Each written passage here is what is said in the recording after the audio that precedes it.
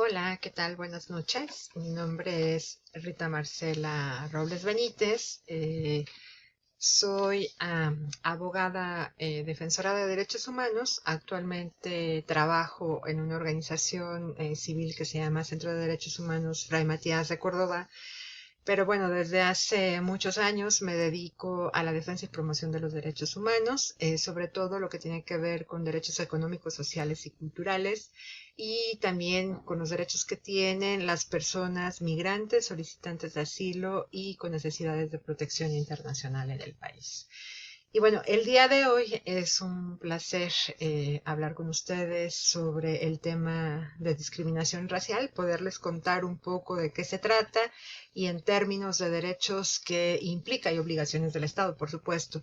Entonces, bueno, yo espero que lo que les voy a contar en esta breve presentación les sea de mucha utilidad y sobre todo que despierte el interés en ustedes para poder investigar más sobre el tema que pues es muy amplio, ¿no? Es muy amplio y muy profundo y sobre el cual tenemos grandes pendientes como sociedad porque, bueno, tenemos instaladas una serie de discriminaciones o de actos de discriminación que afectan derechos de grupos vulnerables y muchas de ellas están conectadas con el tema racial, ¿no?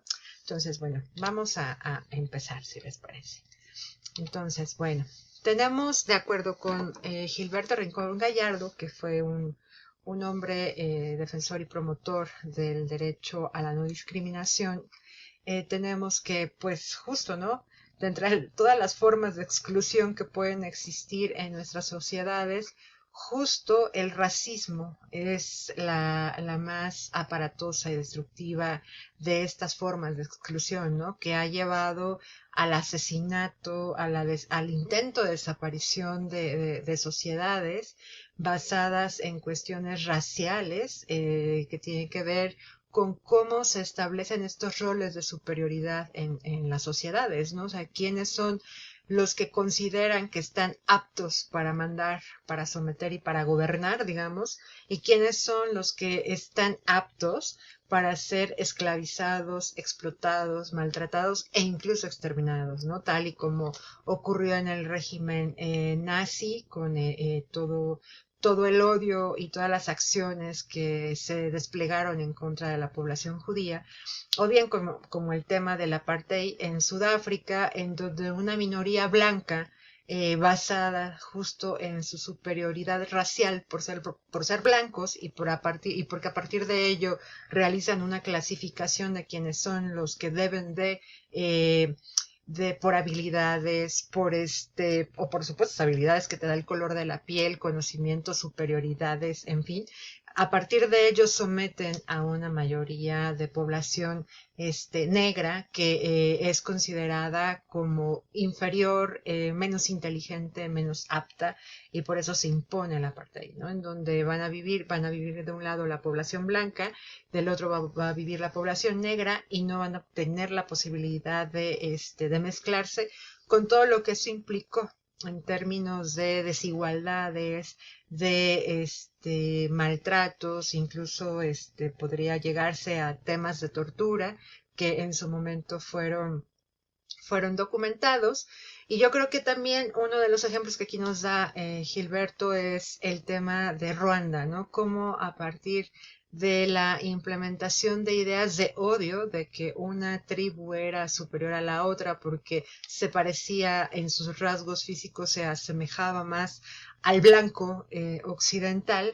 Entonces, a partir de ello, de la cercanía a lo blanco, es como se siembra la idea de superioridad y termina en una masacre, en un genocidio que ha marcado nuestra historia como humanidad, ¿no? Entonces, bueno, estos son algunos ejemplos con los que inicia Gilberto Rincón Gallardo esta reflexión y que lamentablemente nos seguimos encontrando en nuestra historia reciente, ¿no? O sea, el racismo es algo que está insertado, que sigue causando sufrimientos, exclusiones y que es un tema sobre el que tenemos ampliamente que reflexionar también como sociedad mexicana, porque también tenemos una cuestión racial, ¿no? Que nos atraviesa históricamente y que tiene o se remonta a la etapa de la colonización, de que fuimos objeto, instalándose el tema de castas, a partir de la cual, igual, ¿no? O sea, entre más la persona,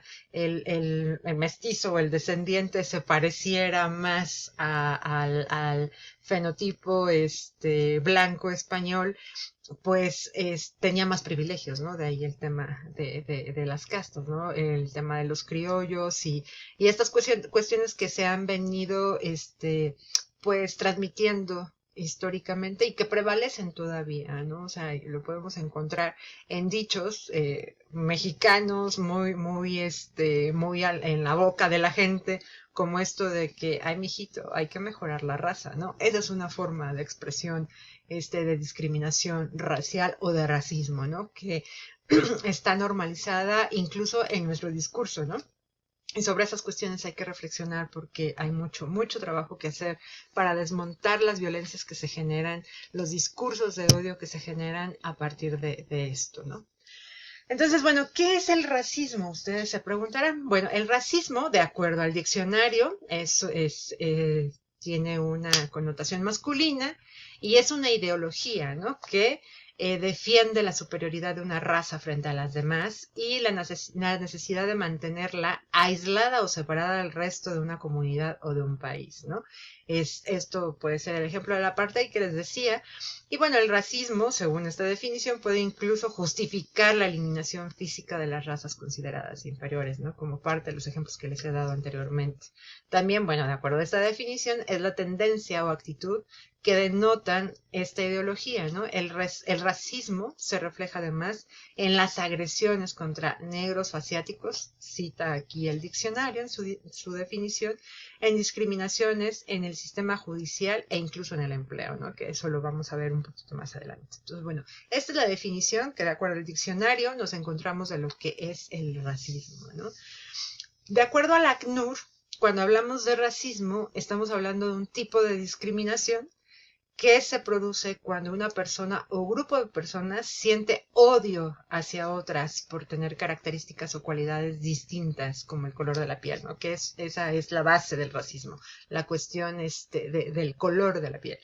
Pero también atraviesa idioma o lugar de nacimiento, pero esto tiene que ver más con un concepto que se llama, que tiene que ver con la etnia, que más adelante vamos a ver, ¿no?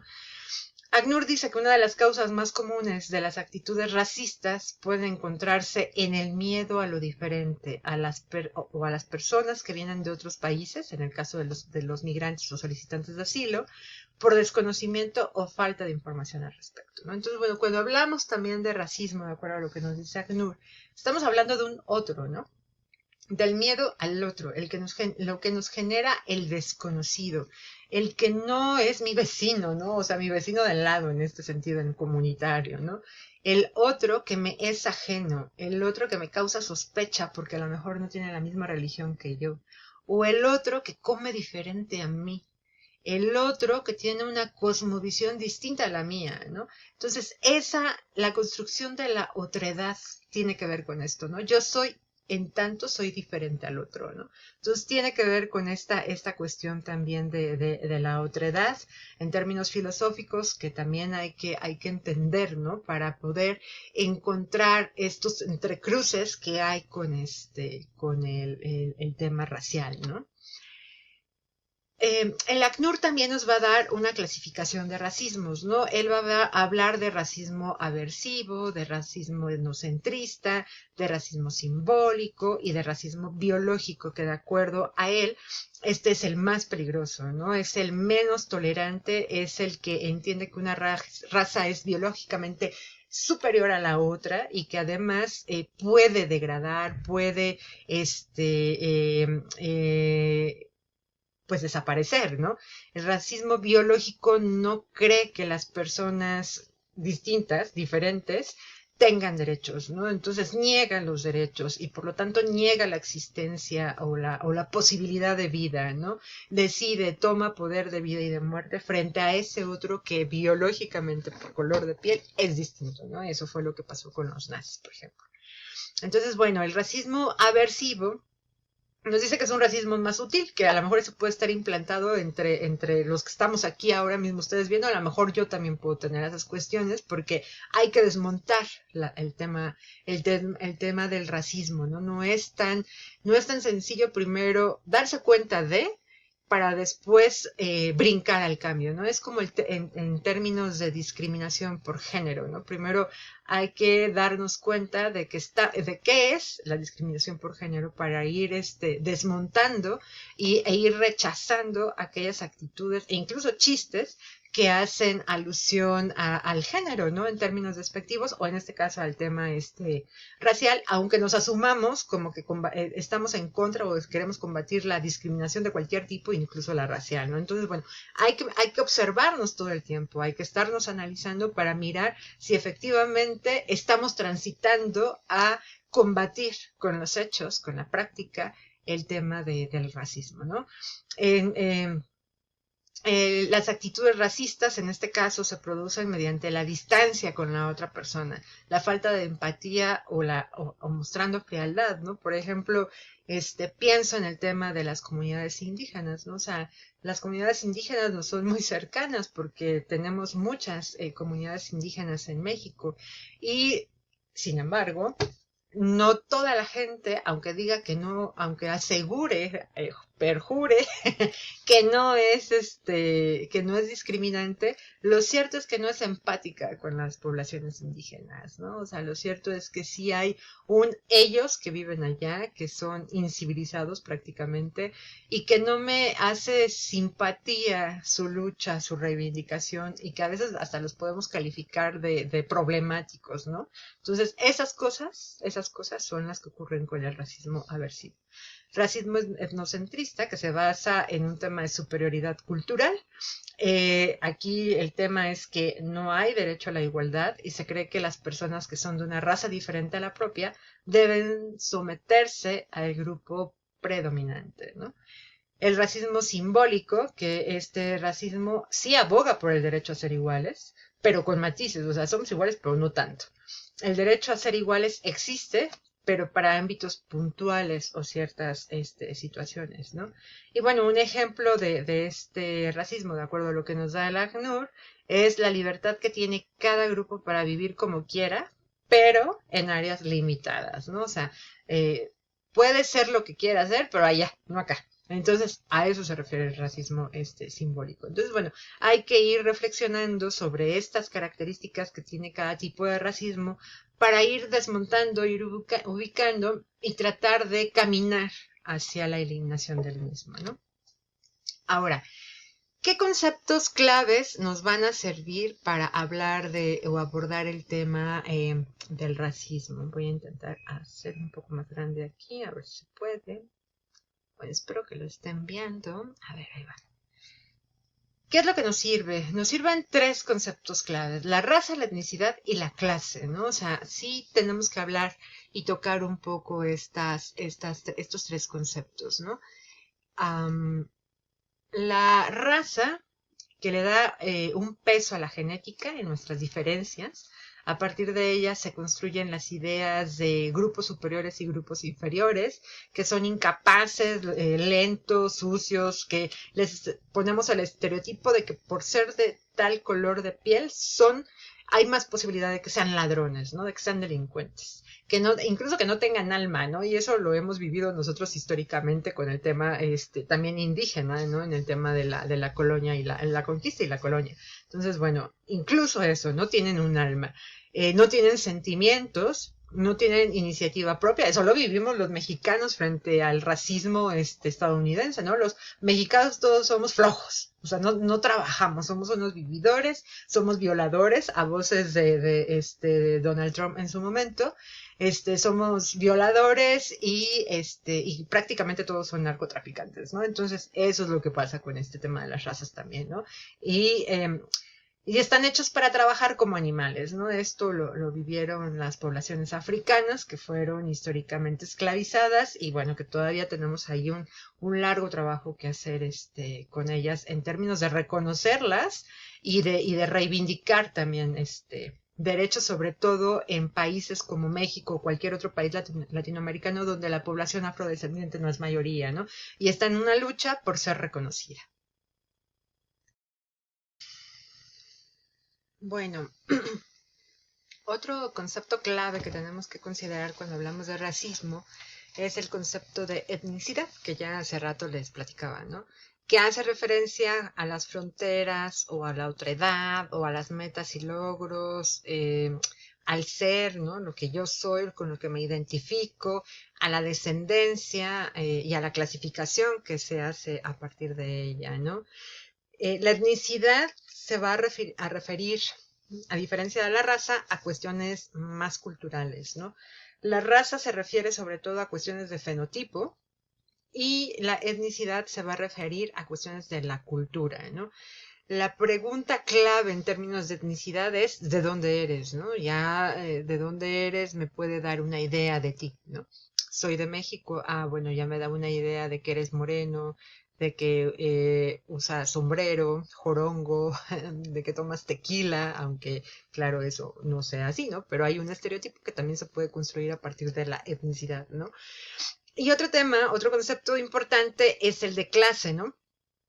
Que nos los va a dar pues la teoría marxista clásica y desde este punto de vista las categorías raciales son creadas por la burguesía con el propósito de dominar a una parte específica de la fuerza de trabajo clasificada como inferior o solamente apta para el trabajo manual, ¿no? Entonces, si juntamos los tres conceptos, pues entonces tendremos un caldo de cultivo para la discriminación, ¿no?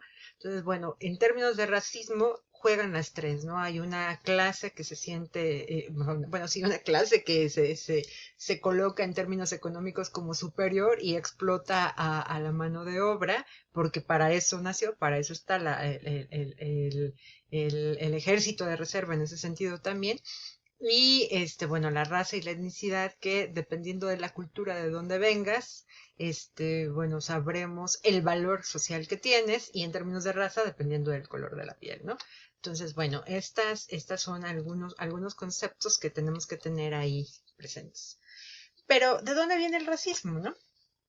Bueno, el racismo es un todo histórico. Podemos encontrar de pronto algunas cuestiones en los griegos, por ejemplo, Aristóteles, si ustedes lo leen con cuidado, Aristóteles sí puede llegar a hablar de alguien que es superior a otro, ¿no? Por ejemplo, habla de la superioridad que se tiene frente a los esclavos y a las mujeres, ¿no? Y que estos no pueden nunca estar en una condición diferente a lo que son, un esclavo o una mujer, ¿no? Y están para obedecer, para realizar el deseo del otro, ¿no? Del otro que les gobierna en ese sentido, ¿no? Yo creo que hacer una lectura desde ahí es muy interesante porque se van dejando ideas que a final de cuentas van a ser después retomadas, ¿no? Siglos después. Pero se coincide desde muchos puntos de vista que es con la modernidad que ya podemos hablar más de un tema de racismo, ¿no? Sobre todo a partir de la colonización que hace sobre todo Europa de los nuevos territorios y después de los mercados, a partir de ahí, ¿no? Se va a ir construyendo esta idea de racismo, ¿no? En América Latina, África, lo han vivido profundamente en su historia. La ilustración también es otro momento en donde, bueno, a partir de ella se va a instalar en las mentes, sobre todo, repito, de Europa, se va a establecer en las mentes, en el corazón de las personas y en las cartas magnas de Occidente, el derecho de igualdad como valor jurídico central de estas sociedades, ¿no? Pero esta igualdad no es para todos, esta igualdad es para el ciudadano, ¿no? Solamente aquellos que son ciudadanos que cumplen una serie de características, de identidad, de nación, de lo que va a ser después el nacionalismo, vaya, porque van a dar la vida por la nación y van a matar en nombre de la nación. Quienes cumplen ciertas características son los ciudadanos, ¿no? y también en términos incluso de género, ¿no? Es ciudadano el hombre, pero no es ciudadana la mujer, ¿no? Eso también marca un tema de discriminación en cuestiones de género. Y bueno, la consolidación de los estados-nación que se hace en la modernidad, en el siglo XIX, también es un punto clave, ¿no? Porque justo con la demarcación de la frontera, con la consolidación de lo que es ser nacional de un lugar, de lo que te da identidad nacional, pues es como se construye la idea del otro, ¿no? Del otro que no tiene mis costumbres, que no tiene mi color de piel, que no tiene mis aptitudes, según lo que yo creo que debe de ser, y entonces excluyo, discrimino, racializo al otro también, ¿no? Entonces, eso es algo en donde se coincide, que el origen del racismo está marcado por la modernidad, se define el nosotros y los otros, y se buscan los rasgos que casi no son susceptibles de ser cambiados, ¿no? En esta construcción del nacional, el color de piel, el color de pelo, el tipo de pelo, las facciones, el lugar de nacimiento, la adscripción etnorracial de los antepasados, o sea, de dónde vengo, eso va a marcar esta cuestión racial, ¿no? Y bueno, frente a esto lo que tenemos ya en tiempos más recientes, pues es hablar sobre el derecho a la no discriminación, ¿no?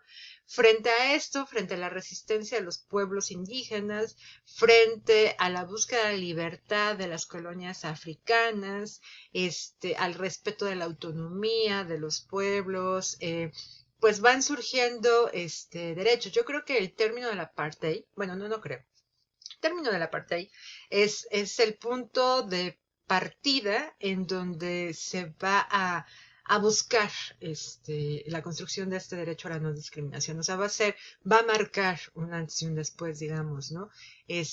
También, por supuesto, la lucha en Estados Unidos contra la discriminación de las poblaciones afrodescendientes también es un tema nodal en toda esta construcción, y de hablar o más bien de dejar de hablar de razas, ¿no? O sea, se ha hecho toda una investigación científica, antropológica, en términos de biogenética, digamos, de que en realidad la raza no existe, ¿no? A eso se ha llegado. En la investigación del genoma humano, pues lo que concluyen quienes han dedicado a esto es que de los casi 7.000 millones de personas que habitamos este planeta, nuestras diferencias genéticas pues no son tantas, ¿no? O sea, no, coincidimos en el 99% prácticamente, y el 1% que queda, pues se refiere a lo mejor a si tenemos los ojos rasgados, al color de piel, pero genéticamente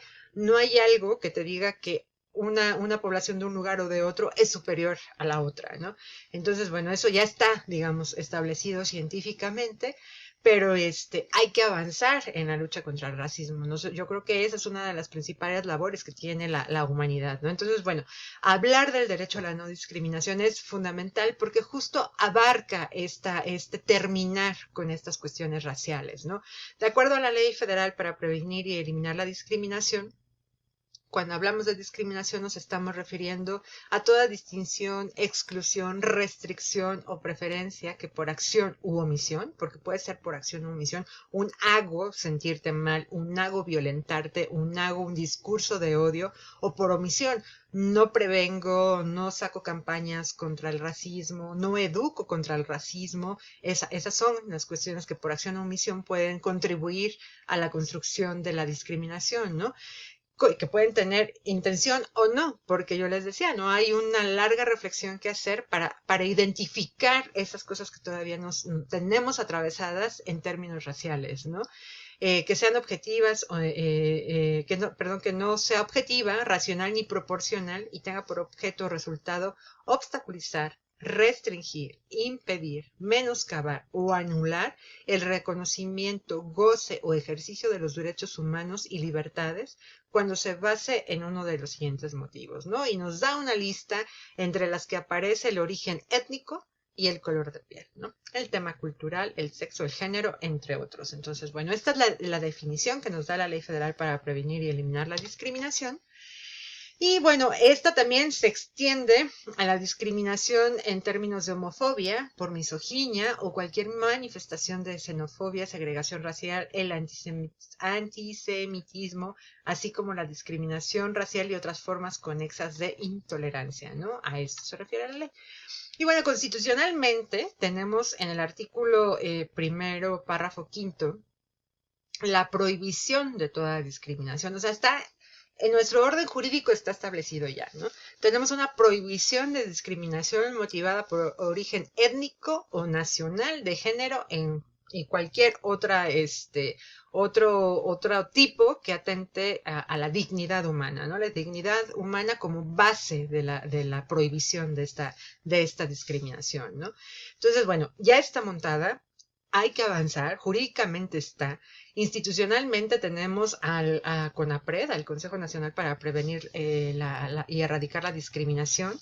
Tenemos al INMujeres, que también hace lo suyo en términos de género, a la Comisión Nacional de Derechos Humanos y a las comisiones estatales. Institucionalmente ya está. Educativamente, a través del sistema educativo público, también hay avances en los planes en los planes de estudio, en los libros de texto, se ha avanzado, pero falta mucho, mucho que hacer, ¿no?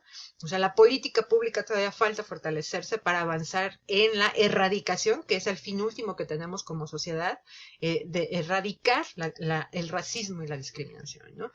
Entonces, bueno, también decirles que, bueno, no solamente está esta prohibición, o sea, que es un gran avance, hay una ley que previene esta discriminación, pero también tenemos desde la parte penal una tipificación, ¿no?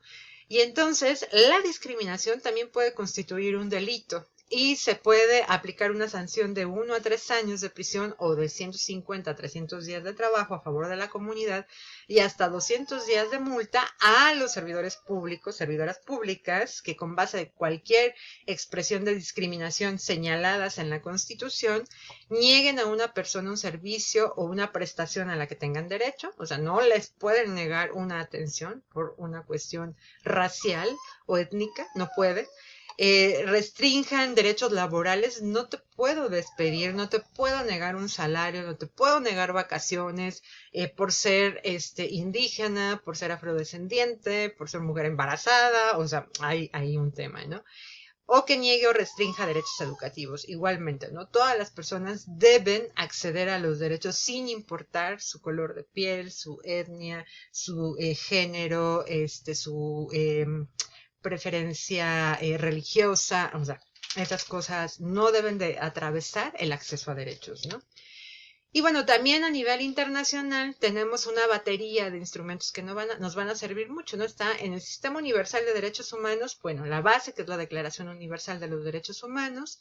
Tenemos a la Convención para Prevenir y Sancionar el Crimen de Genocidio de 1948, que surge en el marco de la Segunda Guerra Mundial, por lo que ya hemos contado. Tenemos en materia laboral el convenio 111 de la Organización Internacional del Trabajo, que habla sobre la discriminación en materia de empleo y ocupación.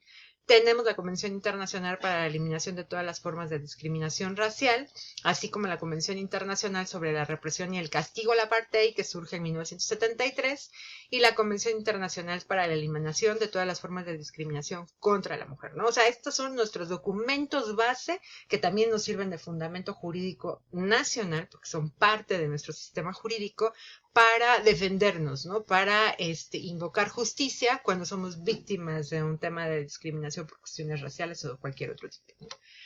Dentro del sistema interamericano, que es el otro gran sistema que tenemos, que ese corresponde a América en general, vamos a tener a la Declaración Americana sobre Derechos y Deberes del Hombre, su artículo 2, la Convención Americana sobre Derechos Humanos en su artículo 1.1 y 24, el protocolo de San Salvador, que habla sobre derechos económicos, sociales y culturales, así como la Convención Interamericana para Prevenir y Sancionar, Erradicar la Violencia contra la Mujer, y la Convención Interamericana para la Eliminación de todas las formas de discriminación contra las personas discapacitadas. Entonces, como ustedes pueden ver, tenemos un marco jurídico nacional e internacional muy amplio, que nos ayuda a combatir los temas de discriminación racial, ¿no?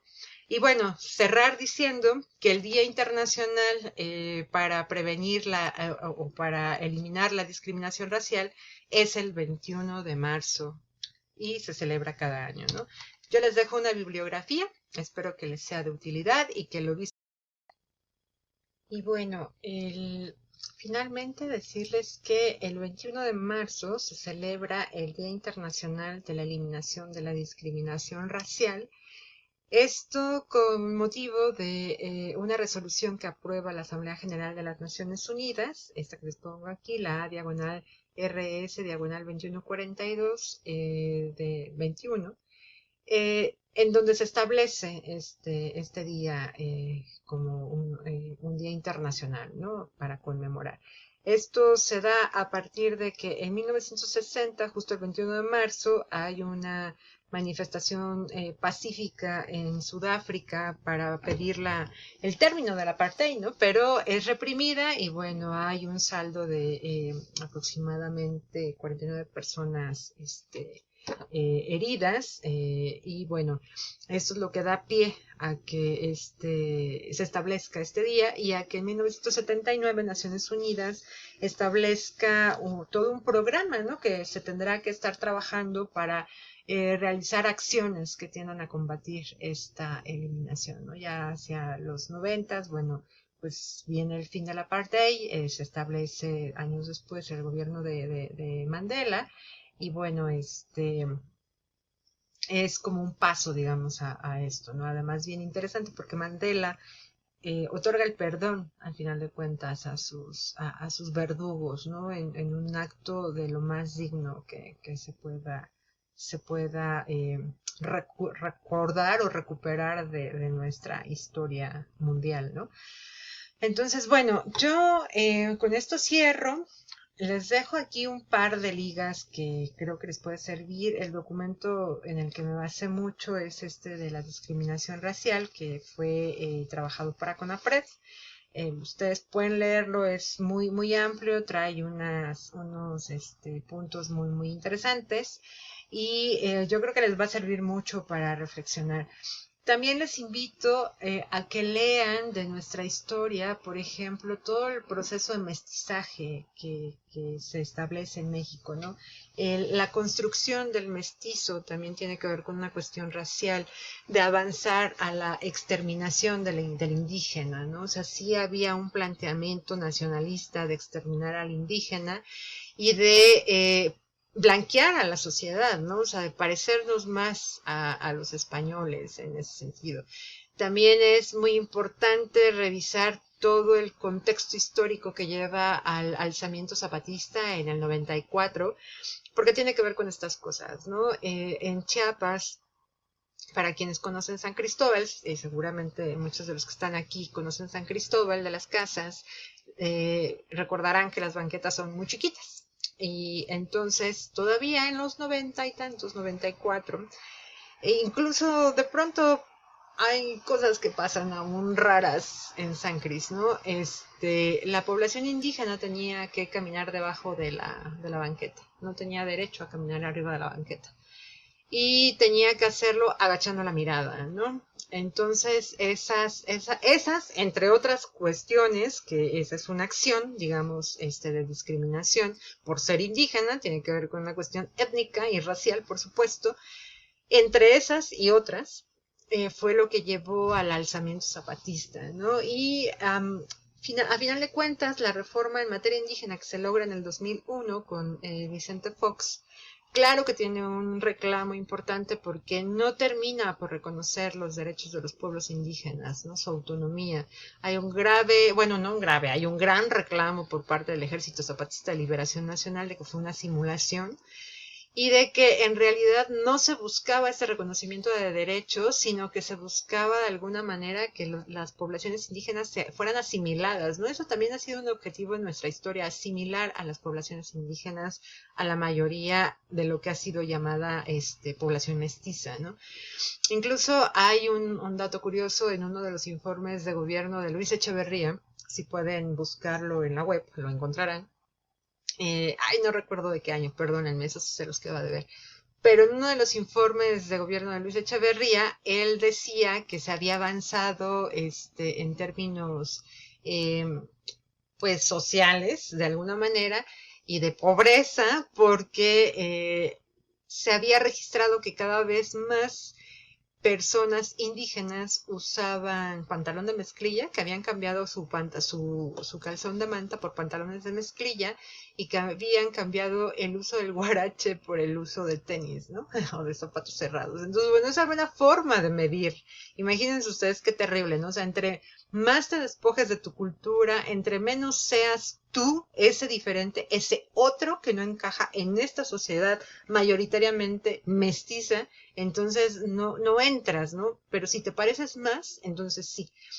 Es eso lo que se estaba buscando, todo el tema de la raza de bronce, pues, o sea, hacen alusión a este tema de la cuestión racial, ¿no? Incluso el trato que hemos dado históricamente a las poblaciones migrantes también tiene que ver con una cuestión racial, ¿no? Por ahí en la época de Plutarco Elías Calles, la ley de migración prohibía la migración de poblaciones africanas porque se temía que alteraran las características físicas del mexicano y porque tenían enfermedades, ¿no? Iban a traer enfermedades que quién sabe qué tipo de enfermedades eran, y entonces se prohíbe la entrada de personas africanas, migrantes, trabajadoras al país, ¿no?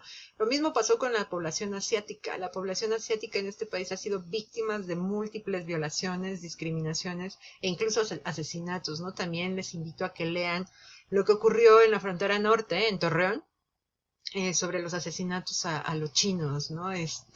También por una cuestión de ser la otredad en estas comunidades y bueno, por una cuestión de estereotipos fueron asesinadas. Entonces, tenemos así como muchas cosas que revisar históricamente. La Revolución Mexicana también es un punto importante porque también tiene que ver con cuestiones raciales y de discriminación, ¿no?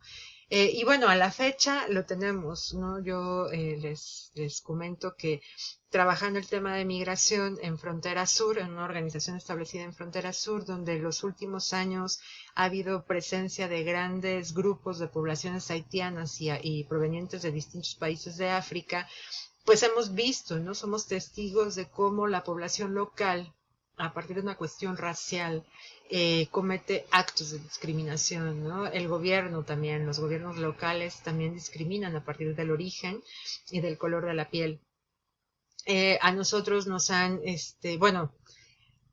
señalado como que defendemos a criminales, ¿no? Porque también hay este estereotipo que les decía casi al inicio de la charla, de que el otro que no conozco, que me es diferente, lo puedo catalogar incluso hasta de criminal, ¿no? Entonces, eso ha pasado mucho con las poblaciones locales de Chiapas en contra de las personas migrantes, ¿no?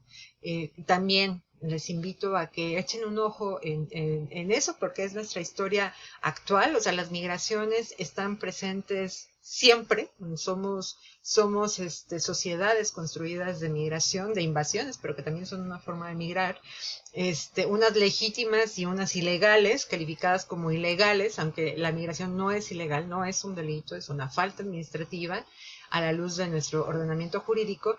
Sin embargo, se les da esa clasificación, ¿no? Entonces, bueno, estamos hechos de migraciones, sin embargo discriminamos a los migrantes y sobre todo cuando tienen un color de piel que no es parecido al nuestro, ¿no? Entonces esto es lo que viven las poblaciones haitianas y africanas en concreto. Y bueno, yo con esto cierro, espero que la charla sea de utilidad, que les llame a querer seguir investigando, empapándose del tema, y pues nada, ¿no? Que un gusto estar aquí con ustedes. Y con esto termino. Bonita, bueno, de mi lado es bonita noche, no sé del lado de ustedes, pero bonito lo que sea. Bonito día, bonita tarde. Y hasta luego.